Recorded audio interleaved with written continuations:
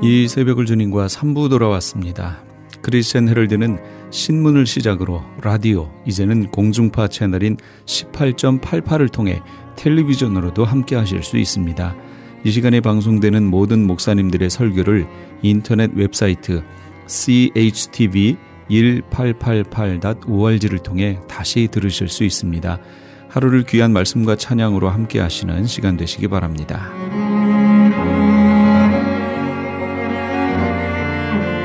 이 시간에는 헤럴드 초대석 시간을 보내드립니다.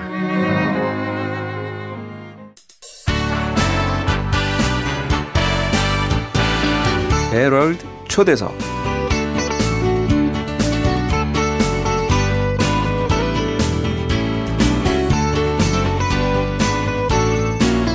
안녕하세요, 청취자 여러분. 헤럴드 초대석 김금자입니다. 오늘 초대석에 특별한 분 모셨어요. 목사님 반갑습니다. 반갑습니다. 네, 청취자 여러분들이요, 오늘은 누가 나오시나 궁금해하실 텐데요. 목사님 직접 한번 소개해 주시겠어요? 예, 저는 토렌스에서 주 예수 사랑교회 담임하는 김준식 목사입니다. 네, 토렌스에서 오시느라고 오늘 출혈평 많으셨을 텐데 괜찮으셨어요? 1시간 반 걸렸습니다. 힘드셨겠습니다. 이렇게 먼 길을 와주시고 이렇게 또 청취자들 분들 위해서 귀한 시간 내주셔서요, 너무 감사드립니다. 감사합니다. 네. 목사님 교회 이름에서 느껴지는 그 포근함이 있어요. 주 예수 사랑교회. 그 목사님 인상도요, 그 교회 이름처럼 너무너무 이렇게 포근하게 느껴집니다. 사람들이 교회 이름이 너무 좋다고 늘 이야기합니다. 네. 목사님 얼굴하고 너무 비슷하세요. 청취자 여러분들한테 보여드릴 수가 없어서 아쉽지만요, 너무너무 좋습니다. 오늘 그 헤럴드 초대석에 목사님을 게스트로 모신 이유가 있어요. 뭐 두 번째 책을 내셨다고요. 근데 네. 목사님 연세가 이렇게 젊지는 않으신데 이렇게 또 사역하시고 또 책까지 내시고, 그래서 저희가 그 책이 참 들어보니까 너무나 읽고 싶은 책이에요. 그래서 특별히 목사님 모셨는데 그 책에 대해서 한번 소개 좀 해주세요. 책 제목이 창세기 원역사의 비밀이라고 돼 있거든요. 거기에 대해서 설명 좀 해주시죠. 예, 제가 2013년에 네. 요한계시록의 정은 상하권을 냈습니다. 아, 네. 상하권이니까 각 건당 1,000권에서 2,000권이 거의 다 팔렸어요.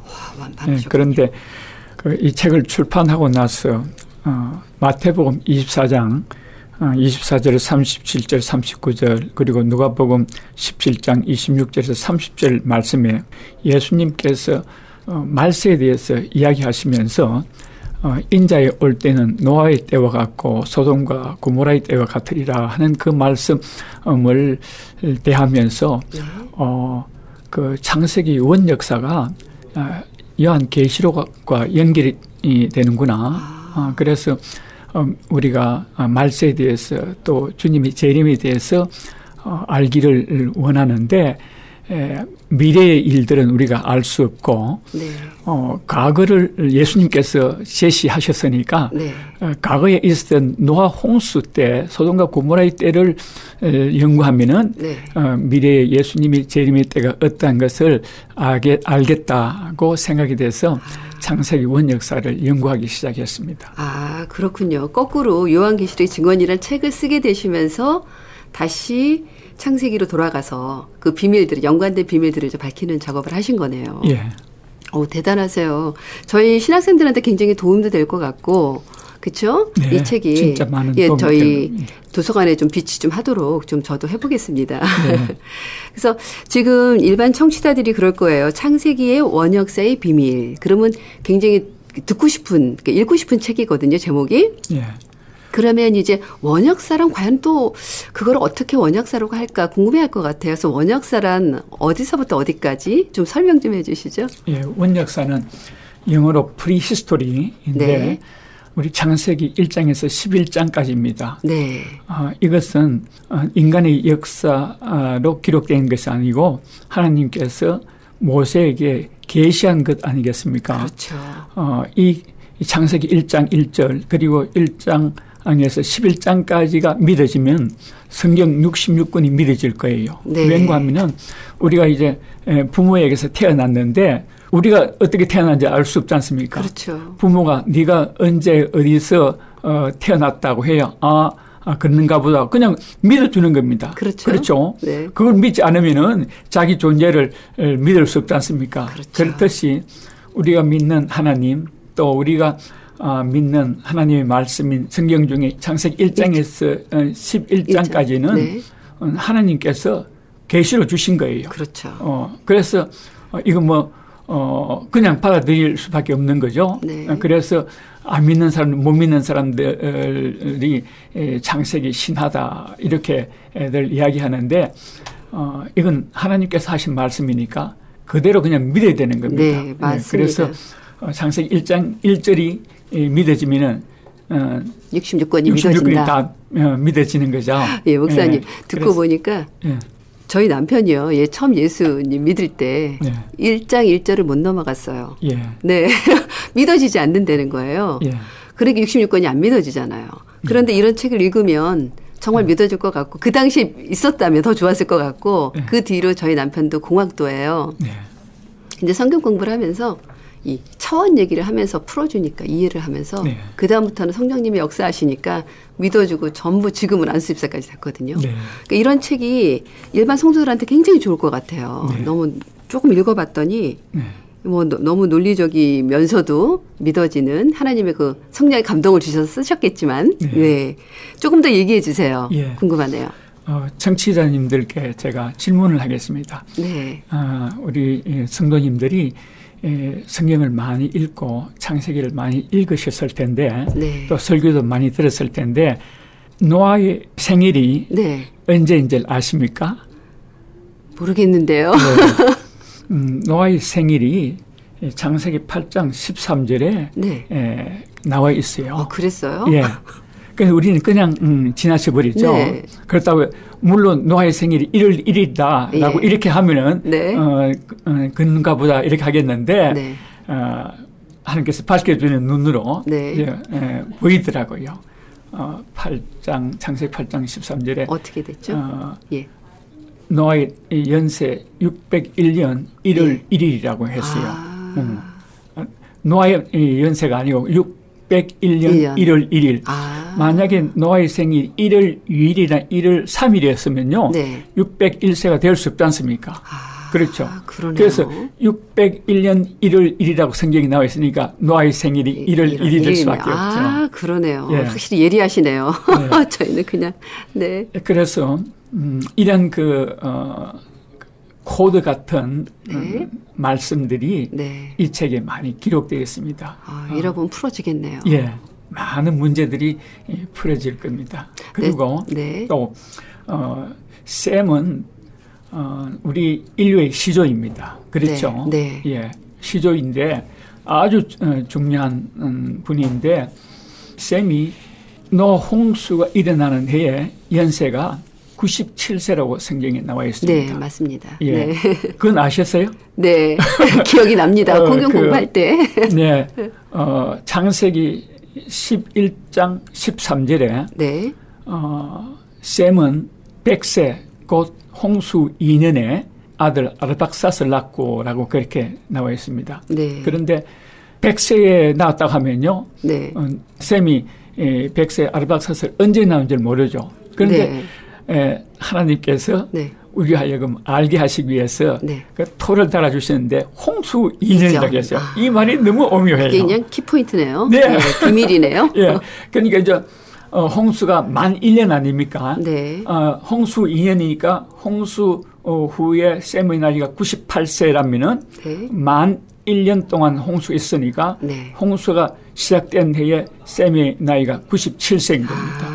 예. 그렇게. 그런데 이건 굉장히 중요한 그 힌트예요. 네. 왠가하면은 셈이 600세를 살았는데 네. 그러니까 홍수 전에 97세였다는 것은요. 네. 아주 성인으로서 네. 홍수 전에 그 삶을요 다 경험했다는 것입니다. 그러네요. 예. 그러고 나서 이제 홍수 후에 503년을 살면서 그 홍수 세대들에게 홍수 전에 그 삶을 전수한 연결하는 그런, 연결하는 브리지 역할을 하는 아주 중요한 분인 것입니다. 그렇게 생각을 못 해봤는데 목사님 이렇게 얘기하시니까 정말 그렇네요. 예. 예, 이렇게 해서 하나씩 비밀을 밝혀가는군요. 예. 창세기 5장 32절 말씀에 네. 노아 500세에 셈 함 야벳을 낳았다는 말씀이 나와요. 그런데 창세기 5장은 그 셋의 의의 후손들 아닙니까? 예. 그런데 그 족보를 쭉 보면은 에녹은 65세에 무드셀라를 낳고 네. 또 마할렐엘은 65세에 야렛을 낳았다 그랬습니다. 네. 이렇게 65세 정도에서 그 세대에 자녀를 낳을 수 있었고 그러네요. 또 5장 32절에 중요한 인포메이션을 우리에게 주고 있는데 그 당시에 사람들이 500세 이후에도 자녀를 낳았다는 네. 그런 의미가 되겠죠. 그렇죠? 그렇죠. 예, 그런데 이상한 거는 다른 사람들에 대해서는 뭐 몇 세에 누구를 낳고 이렇게 했는데 노아에 대해서는 창세기 5장 32절에 500세에 셈과 함과 야벳을 낳았다 그랬습니다. 네네.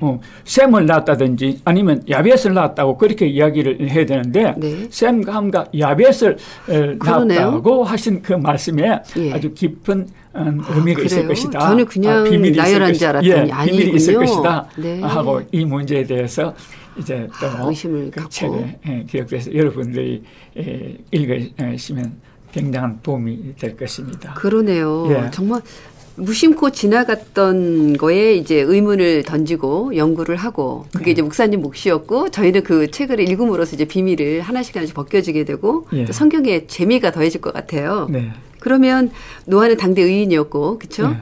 알아요. 근데 그러면 노아의 집안에 뭐 다 남자들만 지금 언급이 됐는데 노아 집안에 여인들이 있었잖아요. 예. 여인들에 대해서 좀 알려주시죠. 예. 지금 지구 인구가 네. 80억으로 향해 가고 있지 않습니까? 그렇죠. 네. 언젠가 지구 인구가 80억입니다라는 뉴스를 들을 때가 있을 거예요. 네. 그때 그 이후로 어떻게 잘못돼서 지구에 핵전쟁이 있을 것이라고 합시다. 그리고 핵전쟁으로 인해서 그 80억이 다 죽고 그 중에서 8명만 살아남았다고 합시다. 네. 그런데 그런 시나리오가 옛날 성경의 구약의 사실인 것입니다. 네네. 왜냐하면 그 당시에 그 원역사 시대에 네. 인간 수명이 평균 900세입니다. 그렇죠. 그렇죠. 예. 900세였을 뿐만 아니라 아주 기후도 좋고 토양이 좋아가지고 먹거리가 굉장히 많았습니다. 네. 그랬기 때문에 우리가 아는 공룡이 말입니다. 그 키가 막 21m나 되는 그렇죠. 거대한 네. 그 동물들이 살을 수 있었다는 것은 먹거리가 그렇게 많았다는 말 아닙니까? 그렇죠. 네. 그런데 그 핵전쟁으로 인해 다 죽고 8명만 살아남았다는 것은요. 네. 굉장한 인물들입니다. 10억 분의 1의 확률로 살아남은 사람들이에요. 선택받은 사람들이죠. 그렇죠. 예. 예. 인류를 이어가기 위한. 그렇게 중요한 인물들인데 네. 성경에 이름을 밝히지 않고 있어요. 네. 남자들 노아, 셈, 함, 야벳만 이제 밝히지 여자들의 이름에 대해서는요. 우리 인류의 엄청난 그런 시조 중요한 인물들인데 그러게요. 이름을 밝히지 않고 아쉬워요. 있어요. 네. 그래서 제가 네. 거기에 대해서 한번 또 생각해 보는 기회를 가졌습니다. 그러셨군요. 네. 좀 재미있으시겠어요. 이거 하나하나 비밀을 밝혀가는 과정이 우리는 다 밝혀놓은 거를 그냥 읽으면 되지만 하지만 하나하나 밝혀가는 과정이 신이 나셨을 것 같아요. 네. 그렇죠? 연구자로서는. 네. 네. 예, 목사님. 성경에 보면 무드셀라가 가장 오래 살았다고 기록되어 있는데 노아와는 어떤 관계가 있고 무드셀라라는 이름의 비밀이 있는데 한번 좀 알려주시겠어요? 예. 무드셀라라는 이름은 이 사람이 죽으면 세상이 끝난다. 이 사람을 떠나보내면 세상에 심판이 있다 하는 그런 뜻이에요. 그런 메시지가 있었군요. 예. 그래서 제가 이 무드셀라의 이름의 의미를 알기 전에는 우리가 이 100세 사는 것도 이 세상에 너무 힘든데 맞아요. 969년 동안을 뭘 하고 어떻게 살았을까에 대한 그런 의문을 가지고 있는데 그 무드셀라의 이름의 의미를 알고 나서부터는 제 의문이 풀려졌어요. 왠가 하면은 이 머두셀라 노아 홍수가 에녹에서부터 시작되었습니다. 네, 65세 낳았다고 했어요. 에녹이 65세에 머두셀라를 낳았는데 그 이전까지는 그냥 보통 사람들과 같이 살다가 네. 이 머두셀라의 이름을 이 사람이 죽으면 세상이 끝난다 하는 그런 그 이름을 아들에게 주신 것은 네. 이 에녹이 하나님께로부터 계시를 받은 것이다. 그러네요. 라는 그런 그 힌트가 유다서에 나옵니다. 아, 그래요? 예. 에녹이 앞으로 예수님께서 재림할 때의 그 광경을요, 네. 봤다고 유다서에 기록하고 있습니다. 네네. 예. 그렇다면은 그 당시에 일어날 홍수 심판에 대해서도 알았을 것 아니겠습니까? 그렇죠. 예. 그래서 그 아들 이름을 이 아들이 죽으면 심판이 있을 것이다. 그래서 모두셀라의 삶은 복음적인 것이에요. 그러네요. 내가 죽으면은 심판이 물 심판이 있을 것인데 이제 그 심판을 면하지 말고 구원을 받으라. 네. 말하자면은 이제 그 손자 노아가 그 만드는 방주 속으로 들어가라. 라는 그런 그 복음적인 선교 전도의 삶이었습니다. 그래서 어릴 때에 어머니가 모두셀라야 점심 먹으러 들어오라고 네. 하면은 사람들이 다 이제 듣는데 네. 그 모두셀라는 이름이 나오면 이 사람이 죽으면 세상에 끝난다. 심판이 있다 네. 하는 그런 계시를 전달하는 그런 삶이었지 않습니까? 그렇죠. 그래서 네. 모두셀라는 그 삶 자체가 존재의 가치가 있는 것입니다. 그러네요. 왜냐하면 이 사람이 죽으면 세상이 심판되니까요. 네. 오래 살아야 되는 거예요. 그러네요. 예. 시간을 많이 준 거죠. 그러니까 그렇죠. 그동안 예. 준비하라는 예. 심판을 받지 않게. 그렇다면 한 모두셀라의 출생에서부터 죽기까지 한 거의 1000년의 삶인데 그렇게 오랫동안 그 심판의 메시지를 전했느냐라고 우리가 생각할 때에 그렇지도 않아요. 예, 왜냐하면 그래요? 우리가 이제 예수님께서 2000년 전에 네. 그 재림할 때는 세상에 심판이 있을 것이라고 네. 그랬지 않습니까? 그렇죠. 네. 그런데 예수님 당시로부터 지금까지 인간 수명은 한 100세 정도 아닙니까? 그렇죠. 오래 산 100세인데 예. 그 당시에는요 평균 수명이 900세예요. 그러게요. 그러니까 당대예요. 당대. 예. 우리가 예수님 재림은 이제 곧 온다 하지만은 2000년이 지났지 않습니까? 그렇죠. 예. 그런데 그때의 에녹에서부터 심판, 그 당대의 그 심판은요, 그 당대에 일어날 계시 메시지인 것입니다. 그러네요. 예. 그런데 969세에 그 창세기를 계산해 보면요. 네. 모두셀라가 죽습니다. 네. 그런데 그 죽는 해에 노아의 손자 노아의 연세가 600세예요. 네. 그런데 성경책에 노아 600세에 홍수가 있을 것이라고 그랬거든요. 네. 그래서 아주 그 할아버지 모두셀라와 손자 노아와의 관계가 아주 미묘한데요.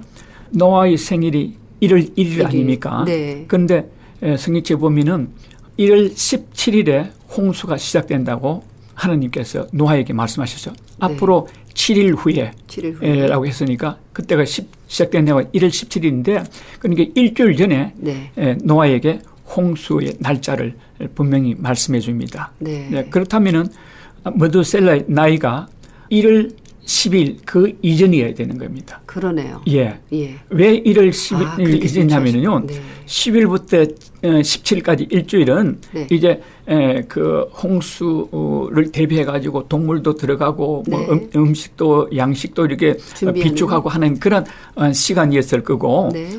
바쁘지 않겠습니까? 그렇죠. 그렇죠. 그러니까 이제 이 모두셀라의 그 장례식이 예. 아마께도 노아가 했을 거라고 우리가 상상할 수 그러네요. 있습니다. 그렇죠.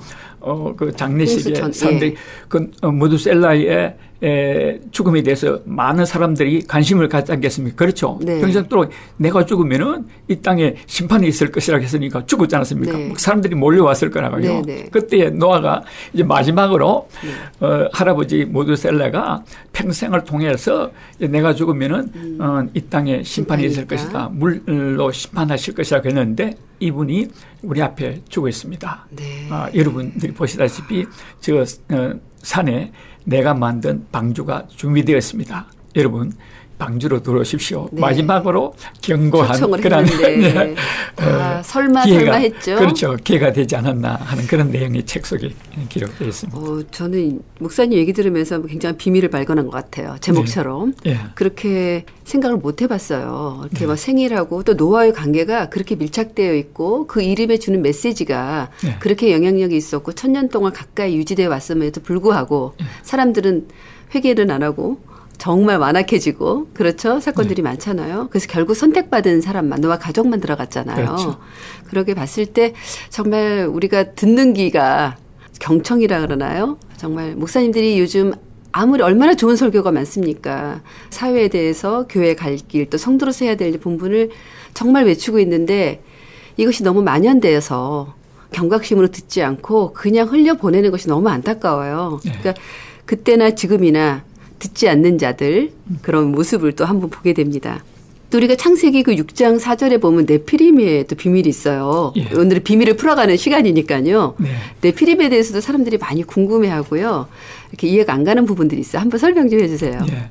네피림이란 저주받은 자들이란 그런 뜻인데 창세기 6장 4절에 네피림이 전에도 있었고 후에도 있었다고 말합니다. 그런데 우리 한글 성경에는 그렇게 나와 있질 않아요. 네.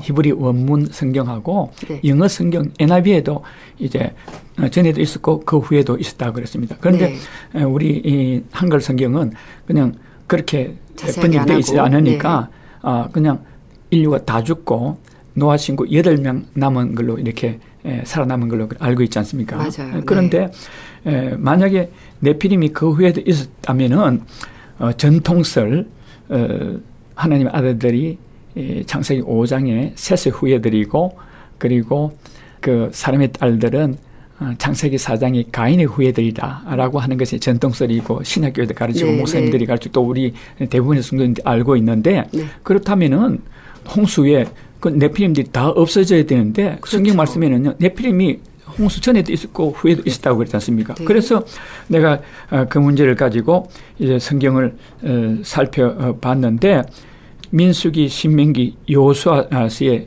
네피림이 있는 것이 이제 보여지는 겁니다. 민수기 13장 33절 말씀에 네피림 후손 곧 아낙 자손이라고 그렇게 맞아요. 말합니다. 네. 그래서 네피림은 홍수 전에 그 거인들을 의미하는 것이고 아낙 자손은요 홍수 후에 아낙 자손. 그래서 아낙 자손들을 이렇게 쭉 했는데 창세기 14장에서부터 나오기 시작해요. 네. 그 창세기 14장에 보면 슌밈 또 여러 가지 족속들이 나오는데 그 사람들이요 창세기 14장은 아브라함 시대입니다. 그렇죠. 12장부터. 그렇죠. 예. 그런데 그때로부터 400년 후인 이스라엘 백성들이 출애굽을 해서 이제 그 가나안 정복을 하는데요. 이 가나안 정복이 그 아낙 자손들, 거인들을 하나님께서 심판하는 것이에요. 네. 그것이 창세기 15장에 하나님께서 아브라함에게 예언하시기를 네 후손이 그 외국 땅에 가가지고 400년 종살이 하다가 이 땅으로 돌아올 것이다. 네. 그러면서 아모리 자손들이 죄악이 아직 가장 관영치 않았다고 그랬습니다. 네네. 말하면 심판하실 것인데 아직까지 심판할 그런 수준이 이르지 않았다고 그랬거든요. 네. 그러면서 이스라엘 백성들을 이제 400년 후에 가나안 땅으로 인도하셔가지고요. 이제 그 정복 전쟁을 일으키는데 신명기 19장 말씀에 보면요. 이스라엘 백성들의 그 가나안 정복은 아낙 자손들과의 전쟁이라고 그랬습니다. 네. 예. 그래서 창세기 1장 28절 하나님께서 사람을 창조하시고 번성하고 충만하라고 그렇게 했는데 하나님 말씀은 변치 않은데 어떻게 이렇게 가나안 족속들을 어린 아이같이 젊은이같이 다 죽이게 하셨는가 하는 데서는요. 이 아낙 자손들에 대한 비밀이 있다는 겁니다. 그렇군요. 예. 그래서 여호수아 11장 21절 22절에 보면요. 여호수아가 이 가나안 땅을 다 정벌하고 이스라엘 땅에는 아낙 자손들이 하나도 없더라 그랬습니다. 예, 그러면서 이제 토를 다스리기를 가사와 아스도드에만 아낙 자손들이 남았다 그랬거든요. 그 후로부터 500년이 지난 사무엘상에 보면 다윗에게 골리앗이 나타나지 않습니까? 그렇죠. 네. 예, 이 골리앗이 바로 이 아낙 자손의 후손들이에요. 그렇죠. 예. 네. 그리고 이 골리앗이 한 그 당시에 한 5손가락의 정도는 남은 그런 사람들인데 다윗의 부하들에게 다 죽지 않습니까? 그쵸. 그때 이후부터는 성경에 네피림 안락 자손에 대한 이제 말이 없습니다. 오늘 목사님 정말 듣고 싶은 게 너무 많은데 시간이 다 됐어요. 너무 아쉬운데요. 오늘 헤럴드 초대석에 나오신 우리 김준식 목사님 멀리서 오셨는데요. 너무 반갑습니다. 다음에 기회 되면요 또 한번 모시겠습니다. 감사합니다, 목사님. 목사님 주 예수사랑교회 김준식 목사님 오늘 모셨는데요. 오늘 나눠드린 비밀을 밝혀가던 창세기 원약서의 비밀 출판 기념회가 있다고 그래요. 2016년 10월 22일 토요일 오후 6시 세계 아가페 선교교회 친교실에서 있네요. 신축 본당이라고 되어 있고요. 저녁 식사가 준비되어 있다고 합니다. 여러분들 다 오늘 들어서 아시겠지만 궁금한 게 많을 것 같아요. 한번 가셔서 이 책은요. 일반 서점이 아닌 목사님께 직접 연락하셔야만 구입할 수 있다고 합니다. 그래서 주 예수 사랑교회는요. 17910 17910번 사우스 프레얼리 에비뉴 토렌스에 위치하고 있다고 합니다. 교회 전화는요. 213-434-3129 213-434-3129번입니다. 연락 주시면요. 여러분들의 기대에 부응하겠습니다.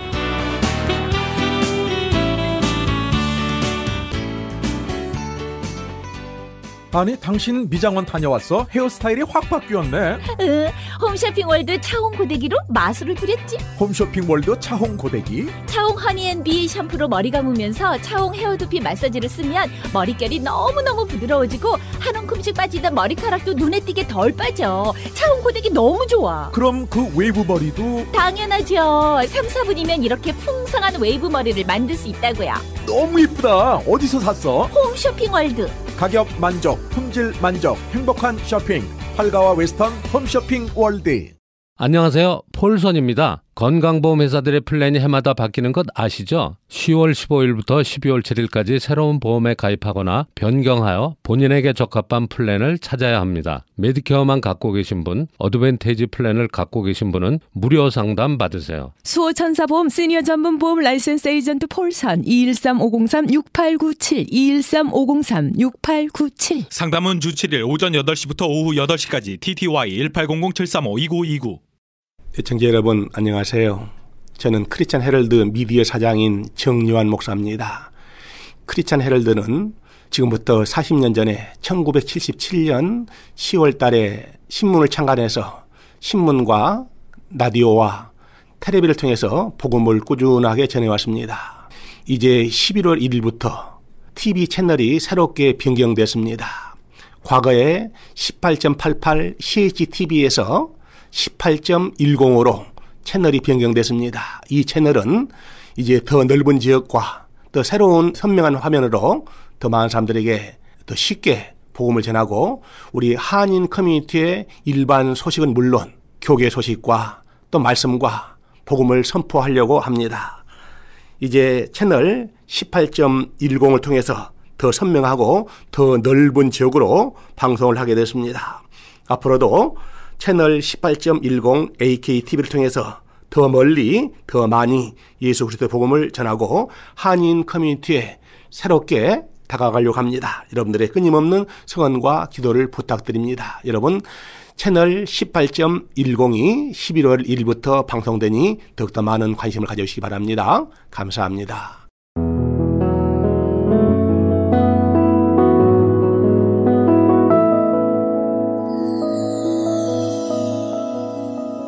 지금 여러분께서는 AM 1650과 인터넷을 통해 미 전역과 전 세계로 방송되는 크리스천 헤럴드의 이 새벽을 주님과 3부 함께하고 계십니다. 방송시간과 설교 편성표는 크리스천 헤럴드 신문 주간 편성표나 홈페이지chtv1888.org에서 확인하실 수 있습니다. 계속해서 이 시간에는 은혜와 평강교회 곽덕근 목사님께서 이사야 49장 14절에서 21절까지의 말씀을 본문으로 손바닥에 새겨진 사람이란 제목의 하나님의 말씀 전해주시겠습니다. 많은 은혜 받으시기 바랍니다. 사람이 살다 보면 스트레스를 받으며 살게 되어 있어요. 누구든지. 그런데 스트레스의 강도가 다릅니다. 가장 스트레스 강도가 큰 것이 배우자의 사망입니다. 그 다음이 이혼이나 부부 별거, 근친자 사망, 본인의 큰 부상이나 질병, 실업 등의 순서로 스트레스를 많이 받는다고 합니다. 서로 사랑하며 의지하던 배우자가 또 사랑하는 자녀들이, 사랑하는 부모님들이 먼저 죽게 되는 그런 상황, 몸이 아파 병원에 갔는데 암과 같은 질병으로 진단받는 그런 상황, 이런 상황에 놓이게 된다면 얼마나 낙담이 되고 얼마나 두려움이 생깁니까? 이제부터 어떻게 하나? 왜 이와 같은 고난이 나에게 찾아왔을까? 하나님, 왜 하나님은 나에게 이런 고통을 주십니까? 하면서 하나님께도 섭섭한 마음을 가지기도 합니다. 오늘 본문 말씀은요, 한 개인에게 주어진 그런 스트레스가 아니라 한 나라, 이스라엘 전체 백성들에게 엄청난 고난의 상황을 배경으로 하고 있습니다. 이사야 선지자가 예언 사역을 시작할 때는 유다 왕 우시아가 죽을 때입니다. 이 우시아 왕은요, 아주 선한 왕이었고 하나님을 잘 섬기는 왕이었습니다. 종교 개혁을 일으켜서 영적인 부흥을 일으켰고 정치적으로 잘 안정되어 가지고 우시아 왕이 다스리던 때에는요, 국토도 많이 넓혔던 그런 왕이었습니다. 그런 우시아 왕이 죽자 유다 나라는 점점 하나님을 멀리하기 시작했고요, 우상을 숭배하기 시작했고요, 도덕적으로 점점 타락한 생활을 하기 시작했습니다. 사회적으로도 문란하고 정치적으로도 쇠락하고 국가적으로도 국력이 쇠약해져가는 그와 같은 어려움을 겪게 되었습니다. 나중에는요, 므낫세 같은 왕이 등장해가지고요, 온 나라를 우상 천지로 만들어버렸습니다. 우상 숭배하는 것을 아예 장려를 했어요. 국력은 나날이 쇠퇴해졌습니다. 이러한 시대적 상황 속에서 이사야 선지자는 앞으로 이 유다 나라가 바벨론 나라의 침공을 받아서 멸망하게 될 것이다. 그래서 백성들은 죽거나 도망가거나 뿔뿔이 흩어지거나 포로로 잡혀가게 될 것이다. 이렇게 예언을 합니다. 그러면서 회개하고 하나님께로 돌아오라고 호소를 합니다. 이런 선지자를 므낫세는 잡아다가 죽여버렸습니다. 그래서 이사야 선지자는 순교를 당합니다. 그때가 BC 680년경입니다.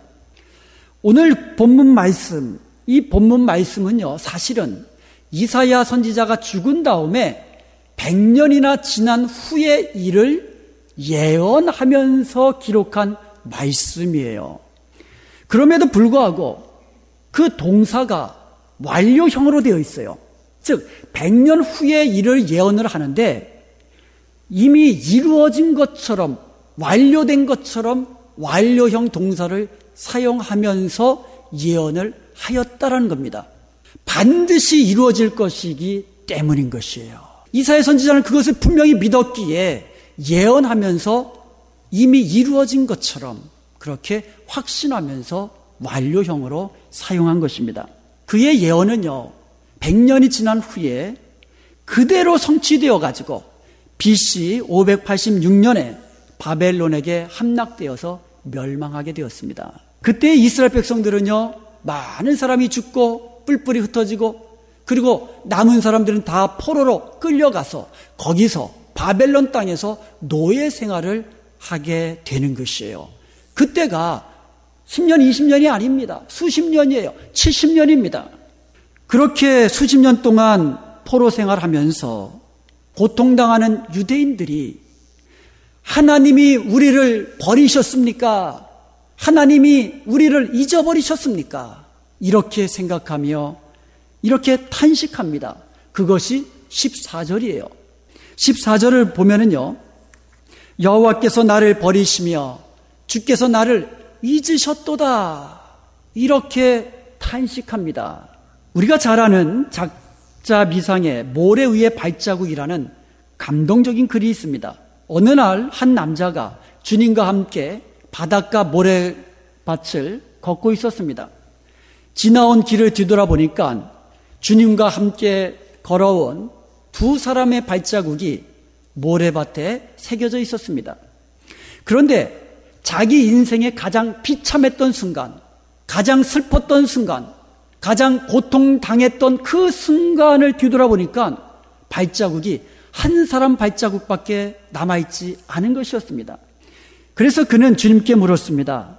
제가 가장 주님을 필요했던 그 순간에 왜 주님은 나를 떠나셨습니까? 그때 주님께서 대답해 주셨습니다.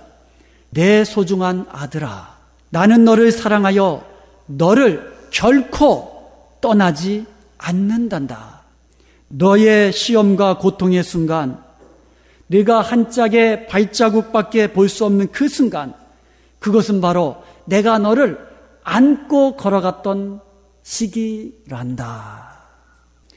나라를 잃고 포로로 끌려가서 노예처럼 살아가면서 여호와께서 나를 버리셨구나, 하나님께서 이제 나를 잊어버리셨구나, 이렇게 탄식하며 말하는 이스라엘 백성들을 향하여 하나님께서 15절에서 이렇게 말씀해 주셨습니다. 여인이 어찌 그 젖 먹는 자식을 잊겠으며 자기 태에서 난 아들을 긍휼히 여기지 않겠느냐. 그들은 혹시 잊을지라도 나는 너를 잊지 아니할 것이라. 너를 낳아준 너의 어머니는 너를 잊어버릴지라도 나는 너를 결단코 잊어버리지 않는단다. 그러면서 이렇게 말씀하십니다.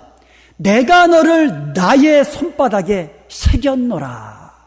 우리말 성경에는 생략이 되었지만 원문에는 16절에 보라라는 감탄사가 들어가 있습니다. 보라, 내가 너를 나의 손바닥에 새겼노라. 이 보라라는 말은요, 감탄사이면서 탄식의 의미도 들어있습니다. 보라, 내가 너를 내 손바닥에 새겼는데 내가 어찌 너를 한시라도 잊어버릴 수 있겠느냐. 하나님은 하나님의 사랑하는 자녀인 저와 여러분을 한시라도 잊지 않으시는 것을 믿으시기를 축원드립니다. 애굽에서 노예로 고통당하던 이스라엘 백성들이 하나님께 부르짖었습니다. 하나님께서는 그들의 부르짖음을 들으시고 그들을 구원해 내셨습니다. 하나님은 아브라함과 이삭과 야곱에게 주셨던 그 언약의 말씀을 잊지 아니하시고 기억하고 계셨던 것입니다. 사사시대의 이스라엘 백성들은요, 평안할 때는 하나님을 잊어버렸어요. 자기 마음대로 살았습니다. 그러다가 주위에 있는 대적들이 일어나가지고 침공을 합니다. 약탈합니다.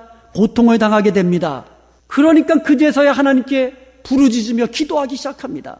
그럴 때마다 하나님은 사사들을 보내주셔서 이스라엘을 구원해 주셨습니다. 이런 일이 셀 수 없을 정도로 반복되었어요. 그럼에도 불구하고 우리 하나님은 하나님의 백성, 자기 백성들을 기억하시고 끝까지 사랑해 주신 줄로 믿습니다. 이게 끝까지 사랑하시는, 자기 손바닥에 새겨 넣으시고 잊지 아니하시고 끝까지 사랑하시는 하나님의 사랑의 모습이에요.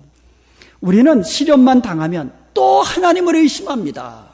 믿음 생활 잘하다가도 고난 하나만 나면 또 넘어져가지고 하나님이 나를 버리셨구나. 나의 간절한 기도에 대해서 하나님이 잠잠하실 때에 하나님은 나를 잊으셨어. 그러나 하나님은 우리를 손바닥에 새겨 넣으시고 한시라도 잊지 아니하신다고 말씀하시고 계십니다. 내가 너를 나의 손바닥에 새겼노라. 여러분, 요즘 사람들이요, 어린애나 모두 다가 손에 들고 다니는 게 있죠. 요새 뭐 들고 다닙니까? 스마트폰, 셀폰. 요즘은요, 늘상 셀폰을 손에 들고 다닙니다. 그래서 항상 손에다가 들고 다니는 폰이라 그래가지고 한국에서는 핸드폰이라 그래요. 핸드폰. 많은 사람들이요, 셀폰의 배경에다가 자기가 사랑하는 사람, 늘상 보고 싶은 사람의 얼굴을 바탕화면에 깔아놓습니다. 그런데 제가 지금까지 자기 부모님 얼굴을 셀폰 배경으로 가지고 다니는 사람 한 사람도 본 적이 없어요. 전부 다 자기 자식들 사진이에요, 전부 다. 그게 부모의 사랑이에요. 내리사랑이라고 그랬잖아요. 그게 부모의 사랑의 자녀를 향한 마음이에요. 잠시라도 보고 싶어서. 이게 무엇입니까? 하나님이 저와 여러분을 항상 곁에 두고 보고 싶어서 아예 손바닥에다가 이름을 새긴 게 아니에요. 여러분을 새겨 넣으셨다고 말씀하고 계시는 것입니다. 하나님은요, 나를 하나님의 손바닥에 새겨 넣으시고는 한시라도 우리를 잊어버리지 않으시고 잊으시지 않으시고 기억하고 계십니다. 이것을 믿으시기 바랍니다. 내가 강할 때뿐만 아니라 내가 연약할 때에도, 내가 기뻐하고 즐거울 때뿐만 아니라 내가 슬퍼하며 괴로워할 때에도 주님은 손바닥에 새겨놓은 우리를 보시며 우리를 기억하시며 우리를 생각하시며 우리를 도와주시는 줄로 믿습니다.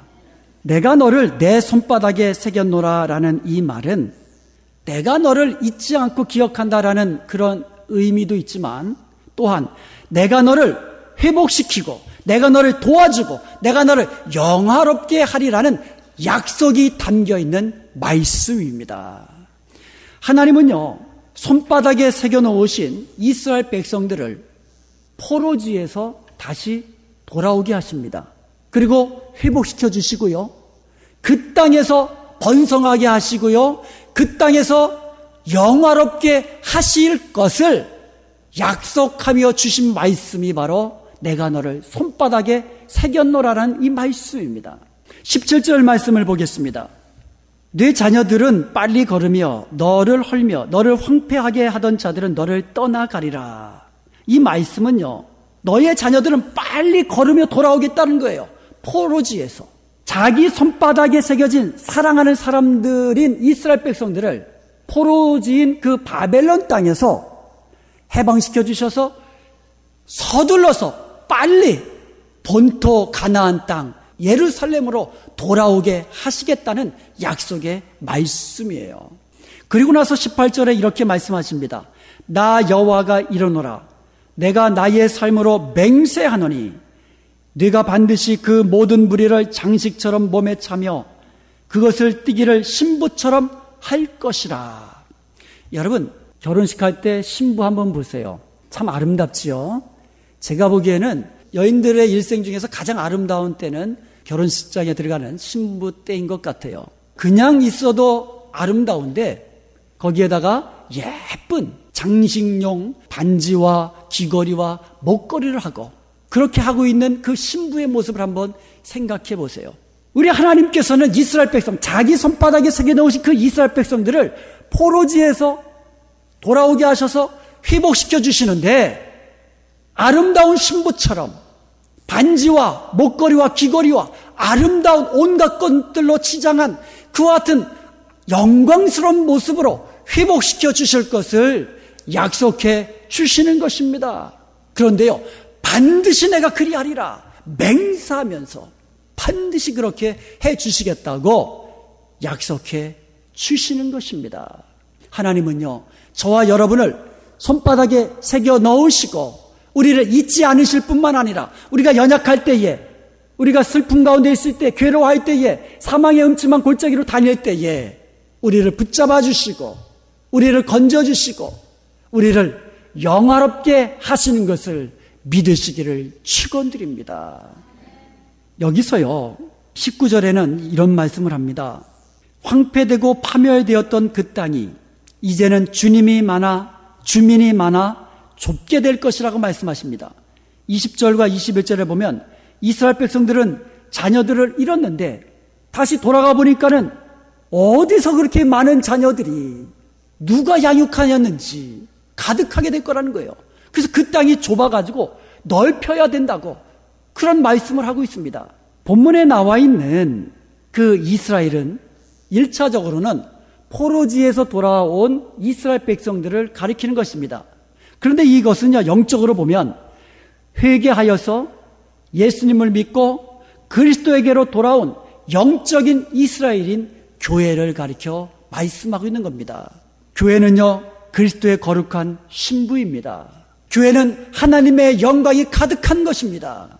영적으로 무수히 많은 예수님을 믿는 하나님 나라의 백성들이 하나님 나라를 가득히 채우게 될 것을 바라보면서 예언한 말씀이 오늘 본문의 말씀이에요. 사랑하는 여러분, 예수님을 믿는 저와 여러분은 하나님의 손바닥에 새겨진 사람인 것을 믿으시기 바랍니다. 이사야 44장 21절에 보면 이스라엘아 내가 너를 지었고 너는 나에게 잊혀지지 아니한다고 말씀하고 있어요. 내가 너를 창조했기 때문에, 내가 너를 구원하였기 때문에 내가 너를 어떻게 잊을 수 있겠느냐, 이렇게 말씀하고 있는 겁니다. 손바닥에 새겨진 이름이라는 제목의 찬양이 있습니다. 거기에 이런 가사가 있어요. 손바닥에 피로 쓰여진 수많은 이름, 어느 하나 포기할 수 없네. 달려가리 아버지의 찢겨진 가슴 안고 눈물로 새긴 그 이름 찾아, 고통으로 새긴 그 이름 찾아 아버지의 찢겨진 가슴 안고 달려가리. 여러분, 도장에 이름을 새길 때에 도장에 이름을 판다라는 말을 써요. 그러니까 도장 입장에서 보면 자기 살이 파내어지는 그와 같은 아픔을 감수할 때에 그 도장에 이름이 새겨지는 겁니다. 우리 하나님께서 저와 여러분을 자기 손바닥에다가 새겨 넣으실 때에는 하나님의 살이 파내어지는 그 같은 아픔을 감수하셔야만 한다는 것이에요. 저와 여러분을 하나님의 손바닥에 새기실 때에는 그냥 새기신 게 아니에요. 독생자 아들 예수 그리스도를 이 땅에 내어주시고 십자가에 흘리신 그 피로 저와 여러분을 하나님의 손바닥에 새겨 넣으신 줄로 믿습니다. 자기 아들을 아낌없이 내어주신 그 하나님께서 어찌 저와 여러분을 한시라도 잊으실 수 있겠습니까? 어찌 사랑하지 않으실 수 있겠습니까? 어찌 모든 것을 더하여 주시지 않겠습니까? 우리는 하나님께서 그 아들 예수 그리스도의 피로 손바닥에 새겨 놓으신 그런 사람들입니다. 우리가 세상 속에 살면서 때로는 연약해질 때가 있습니다. 때로는 실패하여 고난을 당할 때도 있습니다. 때로는 죄의 오염 속에서 바둥거리며 살 때도 있습니다. 슬픔을 당할 때도 있고요. 고통 중에 힘들어할 때도 있습니다. 그럼에도 불구하고 하나님은 결코 우리를 잊지 아니하시는 것이에요. 예수 그리스도의 피를 가지고 자기 손바닥에 새겨 넣은 우리를 어찌 잊을 수 있겠습니까? 그것을 믿으시기 바랍니다. 내가 너를 내 손바닥에 새겼고 너의 성벽이 항상 내 앞에 있나니. 하나님은요, 자기 손바닥에 새겨 넣으신 나의 주위에다가 높은 성벽을 쌓아 놓으셨습니다. 보호하시는 거예요. 하나님은 하나님의 손바닥에 새겨 넣은 사람들을 지키시기 위하여 주위에다가 높은 성벽을 쌓아두셔서 원수들이 공격하지 못하게 하시는 거예요. 그런데 성경에 보면은요, 하나님 그분 스스로가 우리를 지키시는 산성이시고 성벽이신 것을 믿으시기를 축원드립니다. 하나님의 말씀이에요.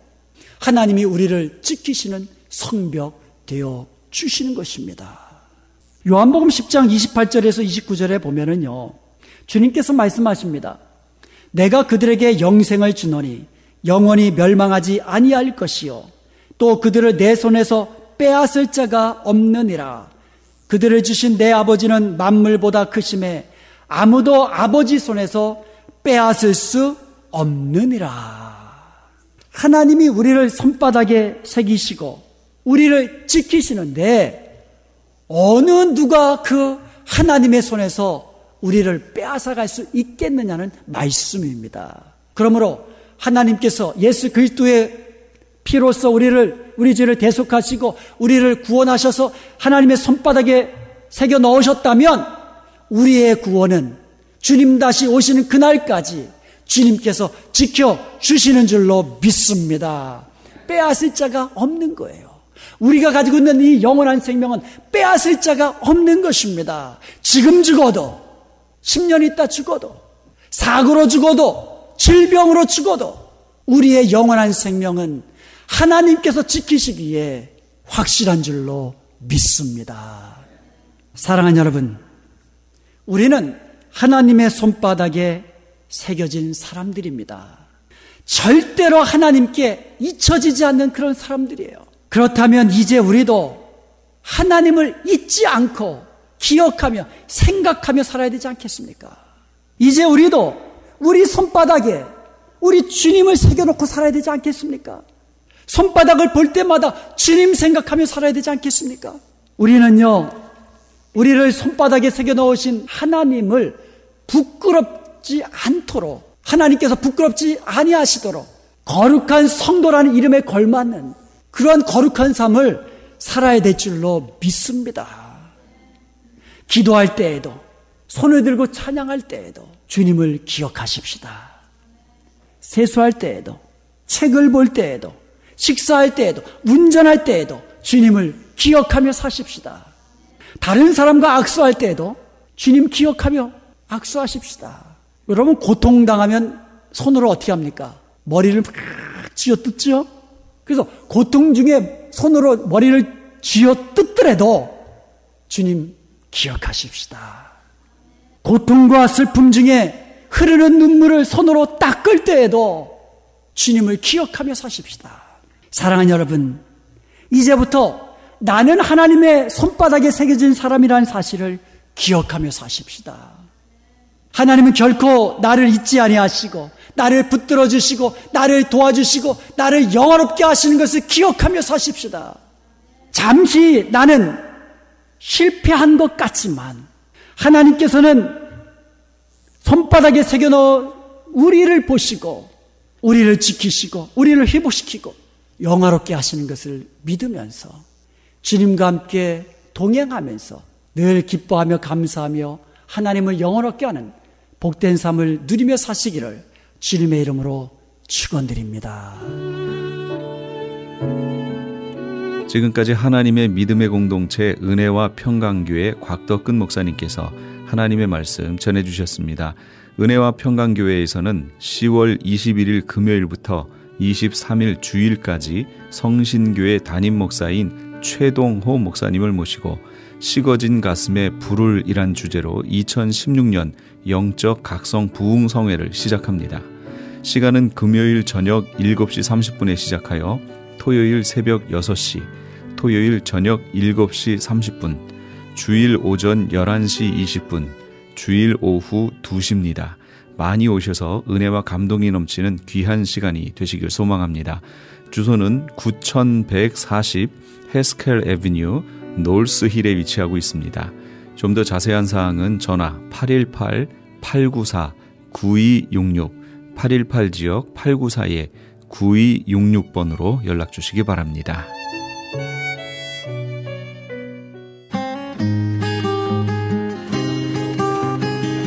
교계 게시판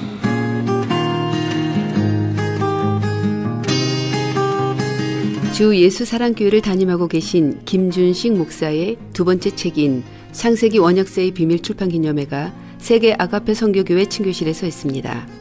김준식 목사는 21세기의 세계 동향을 계시록의 시각으로 해석하는 요한계시록의 증언이라는 제목의 책을 펴신 바 있습니다. 이번 출판 기념회 일시는 10월 22일 토요일 오후 6시이며 장소는 세계 아가페 선교교회 신축 본당에 있는 친교실입니다. 저녁 식사가 준비되어 있으니 오셔서 축하해 주시고 만찬도 나누시기 바랍니다. 소망 소사이어티에서는 10월 22일 토요일에 죽음 준비에 관한 포럼을 개최합니다. 여러분 준비되셨습니까?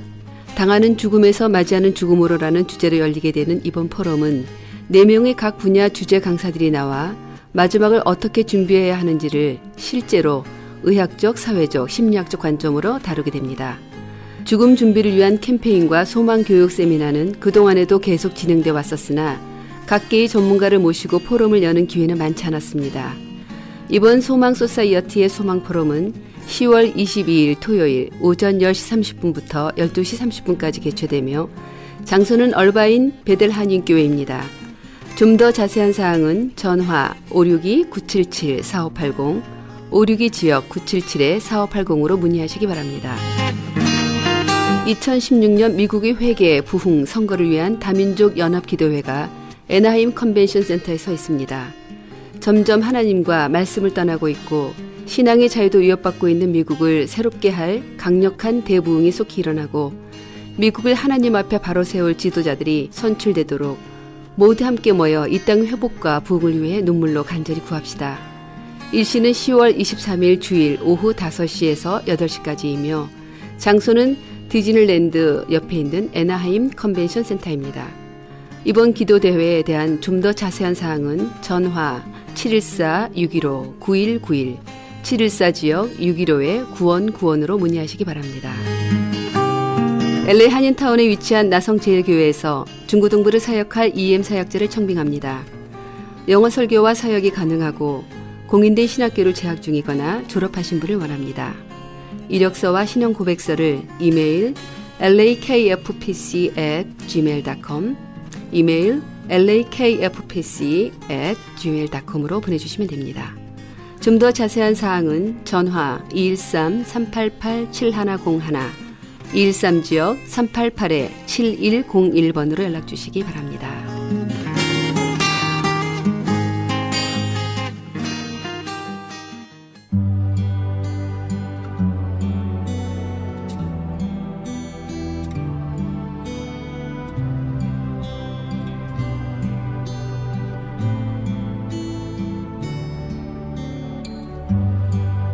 너희 안에 이 마음을 품으라. 곧 그리스도 예수의 마음이니. 빌립보서 2장 5절 말씀입니다. 그리스도를 닮는 것은 결코 모방하라는 것이 아닙니다. 내 안에서 그분이 생각하고 말하고 행동하게 하는 것을 말하지요. 그럴 때 우리는 내가 사는 것이 아니라 그리스도가 내 안에 사시게 되는 것이고 또 우리는 우리 안에 계시는 그리스도를 제대로 표현할 수 있게 되는 겁니다.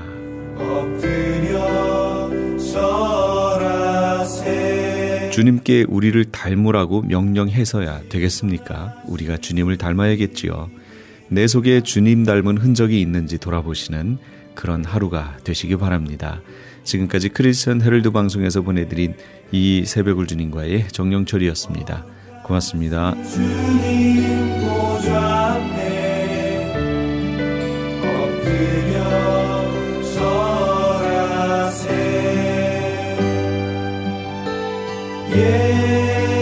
예수는 그리스도, 예수는 주, 하나님의 영으로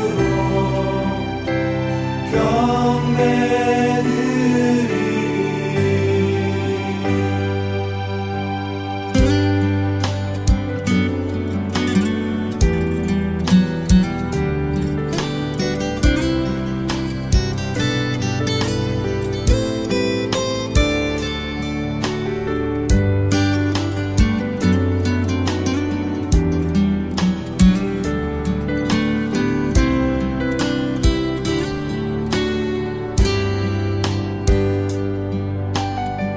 지존하신 주